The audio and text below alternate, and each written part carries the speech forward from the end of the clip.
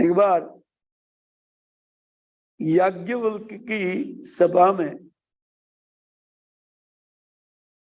या जनक महाराज की सभा में तो अष्टावक्र जी आए थे।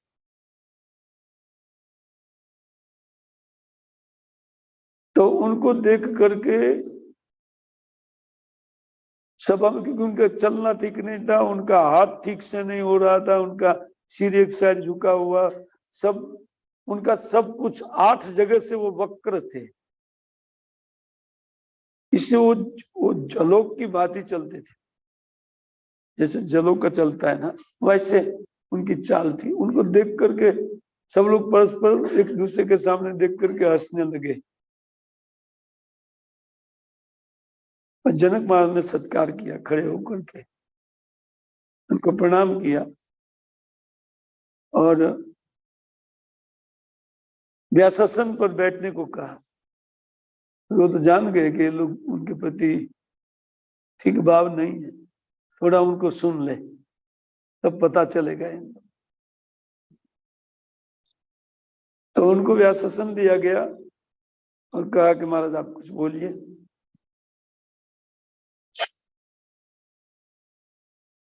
तो बोलते हैं जनक जी, ये आपकी सभा चमारों की सभा है, उसमें मैं क्या बोलूं। जिनका चमड़ी के ऊपर ध्यान है उसको क्या कहा जाएगा, क्या उपदेश लगेगा। और सब लोग दंग हो गए। चमार क्यों कहते हैं हमको? मतलब चमड़े के ऊपर जिनका ध्यान है वो चमार है। उनका सर्वस्व वस्तु शरीर होता है। देहात्म बुद्धि वाले व्यक्ति वो कभी भी किसी का भी निंदा कर देता है। ये भी नहीं देखते कि मेरे पास भी दुर्गुण है कुछ ना कुछ, उनको देखे बिना वो इस का निंदा कर देते। वस्तुतः श्रील प्रभुपाद महाराज जैसे यहाँ कोट करते हैं भगवत गीता के 90वें अध्याय के 30वें श्लोक को, क्या चित सुदूराचारो भजते माम अनन्य भाकर साधुर एवं समन्वित। बोलते जो व्यक्ति अनन्य मन से मेरा आश्रय ग्रहण करके भजन करता है तो वह व्यक्ति में कोई दोष भी है तो उनको साधु समझना चाहिए। अच्छा, क्यों समझना चाहिए? आपके कहने पर समझ लेना चाहिए? बोले हाँ, वो कहते हैं कि स्वमंतव्य ये मेरा मत है, इससे तुम लोग को मानना पड़ेगा, क्योंकि समस्त शास्त्र भगवान का मत है। जैसे शास्त्र के मत को सब लोग मानते हैं और भगवान की वाणी को भी उसी प्रकार व्यक्ति को मानना चाहिए। कहते स्वमंतव्य, मैं मानता हूं क्या वे साधु है। बोले लेकिन दुर्गुण दिखाई पड़ रहा है, आप जरा देखिए ना उनकी ओर। तो भगवान बोले आपकी ओर देखो ना, आपकी चित्त में क्या क्या है मैं जानता हूं, है ना। बाकी ये तो कहते हैं कि सम्यक व्यवसित ही, इनके पास एक निश्चयात्मिका बुद्धि आ गई है कि उनको कोई भोग नहीं चाहिए, उनको भजन चाहिए। आप व्यवस्थित नहीं हो, आप भजन भी चाहते और भोग भी चाहते हैं।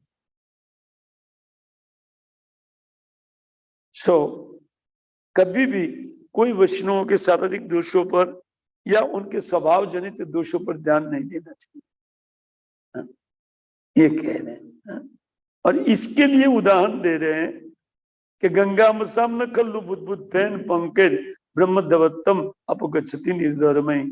वो कहते हैं कि जो गंगा जी है उनको ब्रह्म द्रव्य बोला जाता है, ब्रह्म द्रव बोला जाता है।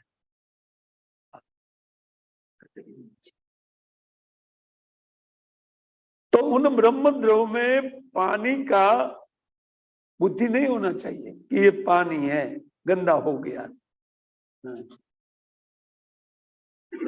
ब्रह्म द्रव कभी गंदा नहीं होता है।